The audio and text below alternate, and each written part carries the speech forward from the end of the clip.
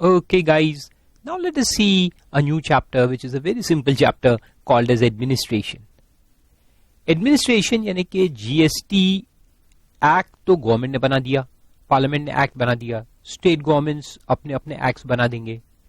अब सवाल ये आता है कि इसको एडमिनिस्टर कौन करेगा. एडमिनिस्टर करने का मतलब है कि कलेक्शन कौन करेगा, डिपार्टमेंट कैसे वर्क करेगा, जिसको हम ब्यूरोक्रेसी भी कहते हैं इंडिया में. तो ब्यूरोक्रेटिक सेटअप जो है वो कैसा रहेगा, ऑफिस कैसी रहेगी, लेट्स सी. तो उसमें सेक्शन 3 है, officers under the act. The government में by notification appoint the following classes of officers for the purpose of this act. This act यानी CGST. ठीक है, CGST एक्ट में यानी जो सेंट्रल गवर्नमेंट वाला डिवीजन है वो कैसे वर्क करेगा. तो उसमें रहेगा principal chief commissioner of central tax या principal director general of central tax. ठीक है, प्रिंसिपल चीफ कमिश्नर या प्रिंसिपल डायरेक्टर जनरल. अब ये चीफ कमिश्नर जो है ये असेसमेंट विंग के ऑफिसर्स होते हैं और डायरेक्टर जनरल जो है वो इन्वेस्टिगेशन विंग के ऑफिसर्स होते हैं. याद रखो, देयर आर 3 विंग्स, 3 पर होते हैं, पर यानी विंग्स इन द डिपार्टमेंट. एक होता है असेसमेंट विंग जो असेसमेंट का काम करेंगे, एजुडिकेशन का काम करेंगे. एक इन्वेस्टिगेशन का काम करने वाले ऑफिसर्स होंगे तो इसको इन्वेस्टिगेशन विंग कहते हैं. और एक होता है अपीलेट विंग जो अपील सुनने का काम करेंगे. एजुडिकेशन में अगर कोई प्रॉब्लम आया तो अपील सुनने का काम कौन करेगा, अपीलेट विंग. तो प्रिंसिपल चीफ कमिश्नर जो है ये असेसमेंट विंग का ऑफिसर है और प्रिंसिपल डायरेक्टर जनरल जो है पीडीजी शॉर्ट में कहेंगे उसको, ये पीसीसी. ठीक है, पीसीसी पीडीजी. तो पीडीजी जो है वो इन्वेस्टिगेशन विंग के ऑफिसर्स. देन उसके नीचे रहेगा chief commissioner of central tax, तो इसको सीसी कहेंगे, चीफ कमिश्नर या डायरेक्टर जनरल. तो अब ये प्रिंसिपल चीफ कमिश्नर और चीफ कमिश्नर में क्या डिफरेंस आप मुझसे कहेंगे. तो सिंपल है, एक एरिया के लिए अगर 2-4 चीफ कमिश्नर्स है अपॉइंटेड तो उसमें से एक को प्रिंसिपल चीफ कमिश्नर अपॉइंट किया जाएगा. So principal chief commissioner will be a higher ranked officer than the chief commissioners. Excuse me. फिर उसके नीचे आता है principal commissioners of central tax यानी पीसी और उसके सेम लेवल का ऑफिसर इन्वेस्टिगेशन विंग में रहेगा principal additional director general, PADG, principal additional director general. फिर आएगा उसके नीचे कमिश्नर ऑफ सेंट्रल टैक्स और उधर आएगा additional director general of central tax, ADG. फिर कमिश्नर के नीचे आता है एडिशनल कमिश्नर, तो उधर आता है एडिशनल डायरेक्टर, एसी, एडी. फिर जॉइंट कमिश्नर, जॉइंट डायरेक्टर्स, जस्सी, जड्डी. नाम याद रखने हैं, बाकी कुछ नहीं है. फिर डेप्यूटी, जॉइंट के नीचे डेप्यूटी कमिश्नर आता है यानी डीवाईसी, तो इधर डेप्यूटी डायरेक्टर यानी डीवाईडी. देन असिस्टेंट कमिश्नर, एसी, इसको डीसी भी कहते हैं अपन, डीसी एसी, वाई अगर नहीं लगाना तो डीसी फिर एसी. और इधर assistant director, AD. And any other class of officers as it may deem fit. उसके नीचे फिर नॉर्मल स्टाफ रहता है. Provided that the officers appointed under the central excise act of 1944 shall be deemed to be the officers appointed under the provisions of this act. तो ये तो अभी central tax के ऑफिसर्स है, लेकिन इसके पहले एक्साइज लॉ था और सर्विस टैक्स के भी अलग से ऑफिसर्स नहीं थे, वो सेंट्रल एक्साइज में ही अपॉइंट होते थे. तो वो जो सेंट्रल एक्साइज का पूरा डिपार्टमेंट है पुराना, वो पूरा टेक ओवर हो जाएगा सेंट्रल टैक्स के अंदर.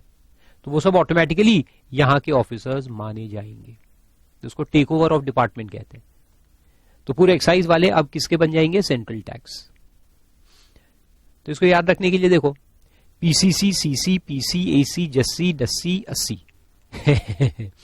ये रैंक है इसी तरह से, ये सबसे ऊपर, उसके बाद ये. और इन्वेस्टिगेशन विंग में कौन आएगा, PDG, DG, PADG, ADG, AD, जड्डी, डड्डी एट डी।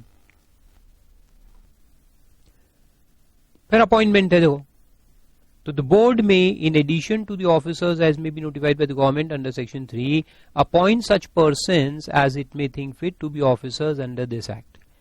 तो गवर्नमेंट ने तो वो सेक्शन 3 में अपॉइंट कर दिए, अब उसके नीचे जो स्टाफ वाफ रहता है लोकल, तो उसको गवर्नमेंट कहां अपॉइंट करेगा, उसको बोर्ड करता है।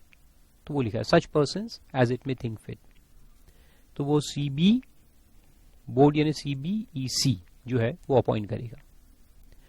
And without prejudice to the provisions of 1, the board may by order authorize any officer referred to in clause A to H of section 3 to appoint officers of central tax below the rank of AC for the purpose of administration of this act। यानी ये board का जो power है वो delegate भी कर सकते हैं। किसको? ये सेक्शन 3 में जो मेंशन है ना लोग, उनको प्रिंसिपल चीफ कमिश्नर से लेके असिस्टेंट कमिश्नर तक, तो उनको पावर डेलीगेट किया जाएगा कि आप अपने अपने ऑफिस में स्टाफ को अपॉइंट कर। और फिर सेक्शन 5 है powers of officers subject to conditions and limitations as the board may impose, an officer of central tax may exercise the powers and discharge the duties conferred under this act. Obviously ये act में जो उनको powers दिए जाएंगे वो उनको करने का है। तो वो पावर्स के सेक्शन सब आएंगे, अपन देखते जाएंगे बहुत बार। Assistant commissioner shall grant this permission and this and that, बहुत सारे सेक्शंस में आएंगे। Then officer of central tax may exercise the powers and discharge the duties conferred और impose under this act on any other officer of central tax who is subordinate to him. ये हमेशा रहता है कि जो ऊपर का अथॉरिटी वाला ऑफिसर है उसको नीचे के अथॉरिटी वाले के पावर्स रहेंगे। जैसे असिस्टेंट कमिश्नर को कोई पावर दिया है तो वो पावर ऊपर के जो ऑफिसर्स है, प्रिंसिपल चीफ कमिश्नर और वो सब, वो भी एक्सरसाइज कर सकते हैं।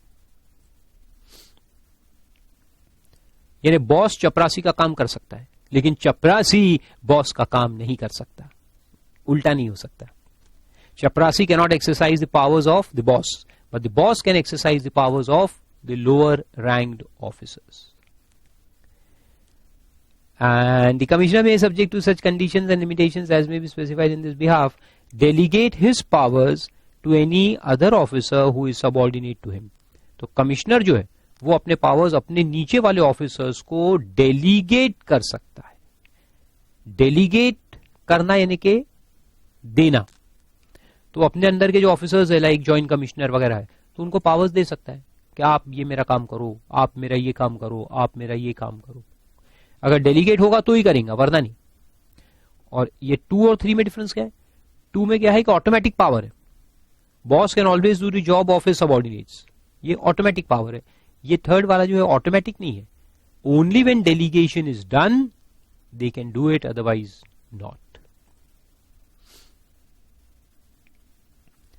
और 4th में लिखा है कि notwithstanding anything contained in this section, the appellate authority जो बाद में पढ़ेंगे अपन, shall not exercise the powers and discharge the duties conferred or imposed on any other officer of central tax।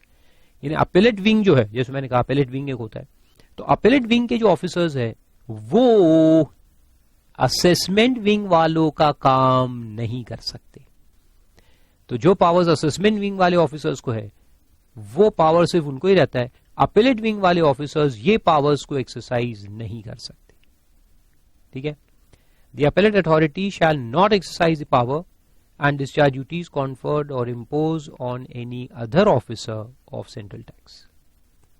Then 5 में लिखा है authorization of officers of state tax or union territory tax as proper officer in certain circumstances।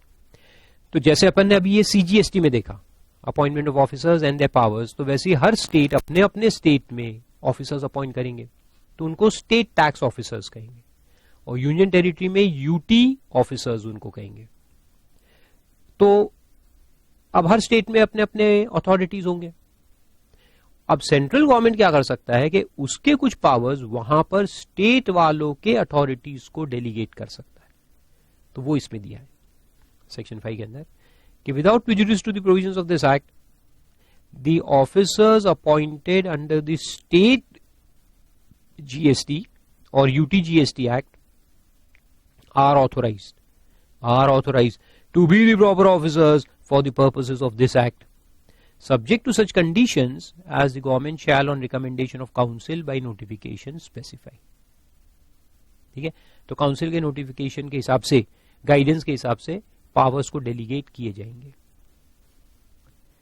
Then subject to conditions specified in the notification issued under subsection 1, where any proper officer issues an order under this act, he shall also issue an order under State Goods and Service Tax Act or the UT-GST Act as authorized by the State Goods and State GST or UT-GST, as the case may be, under intimation to the jurisdictional officer of state tax or UT tax. अब ये उल्टा case के state acts जब बनेंगे तो उसमें भी एक ऐसा ही प्रोविजन रहेगा, delegation of powers to the central tax officers. तो उसमें भी ऐसा उल्टा पावर रहेगा. तो फिर यहां पे जो सेंट्रल टैक्स ऑफिसर्स है वो ऑर्डर्स पास कर सकते हैं which are applicable under CGST act as well as under state GST और UT GST act.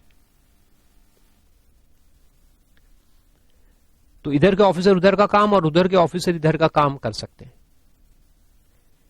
And where the officer under state GST or UT GST has initiated any proceeding on a subject matter, no proceeding shall be initiated by proper officer under this act on the same subject matter.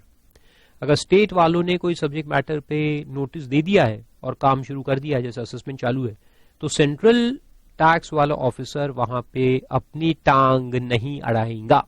In simple words, यानी ये notice issue नहीं करेगा उसी subject matter को लेकर के, क्योंकि cross connection है ना. अगर स्टेट वालों ने कोई एक्शन ले लिया है, so they can pass the order under state act as well as the central act, तो वही दोनों का काम करेगा. तो सेंट्रल टैक्स ऑफिसर को वहां बीच में जाने की कोई जरूरत नहीं है. And any proceeding for rectification, appeal, revision, wherever applicable, if any of any order passed by an officer appointed under this act, shall not lie before an officer appointed under the state acts or the UT act. यानी अगर central tax officer CTO ने कोई order pass किया है, ठीक है, और उसमें मिस्टेक है तो आप रेक्टिफिकेशन करवाना चाहते हो या अपील या रिवीजन में जाना चाहते हो, तो आपको CTO के ऑफिसर के पास ही जाना पड़ेगा, सेंट्रल टैक्स ऑफिसर्स के पास ही जाना पड़ेगा फॉर रेक्टिफिकेशन, अपील और revision. You can not go to STO और UTO. आप ये ऑर्डर को STOs यानी स्टेट टैक्स ऑफिसर या UT टैक्स ऑफिसर के पास नहीं जा सकते. UTTO अपन लिखेंगे ना, हाँ, UTTO के पास लेकर के नहीं जा सकते. अगर इस ऑर्डर में रेक्टिफिकेशन करवाना है तो आपको वापस से सेंट्रल टैक्स ऑफिसर के पास ही जाना पड़ेगा, या सेंट्रल टैक्स में जो अपीलेट अथॉरिटीज है उनके पास जाना पड़ेगा, या रिविजनरी अथॉरिटी जो है उनके पास जाना पड़ेगा, नॉट अंडर स्टेट एक्ट.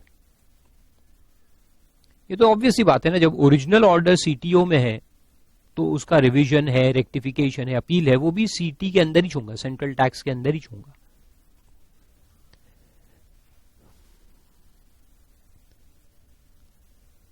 तो इसलिए मैंने कहा कि पूरे सेक्शन का मतलब क्या है, देखो, with the similarity of taxing base, क्योंकि बेस तो सेम है, it is necessary to develop a mechanism to avoid duplication of tax administration. Duplication को अवॉइड करने के लिए ये इस तरह से सेक्शन बनाया गया है कि अगर एक एक्शन STO ने ले लिया है तो फिर CTO एक्ट नहीं करेगा, CTO ने लिया है तो STO एक्ट नहीं करेगा, कोई भी एक ऑफिसर एक वक्त में एक्ट करेगा. So it is like that. तो सिंपल सा चैप्टर था एडमिनिस्ट्रेशन. अब नेक्स्ट चैप्टर जो हम शुरू करेंगे वो बहुत ही इंपॉर्टेंट रहेगा, और अब असली जो GST लॉ है वो शुरू होगा. अभी तक तो डेफिनेशन देखे, एक जनरल इंट्रोडक्शन देखे और एडमिनिस्ट्रेशन देखे, 3 चीज हम देख चुके हैं. Now will start with real law of GST with chapter 4, that is levy of GST.